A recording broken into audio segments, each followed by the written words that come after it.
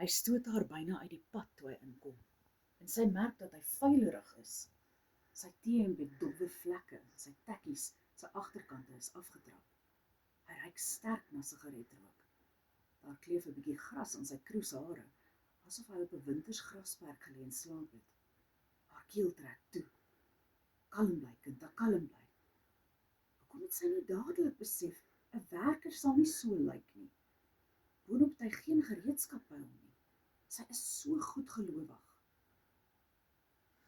Wat vir my uitstaan in hierdie storie is haar goeie hart, haar vertroue in die mensdom, haar rustigheid, haar kalmte, en hoe sy so maklik oorgaan om 'n diep, seer geheim met 'n vreemdeling te deel. Daai is vir my regtig iets wat spesiaal is in hierdie storie.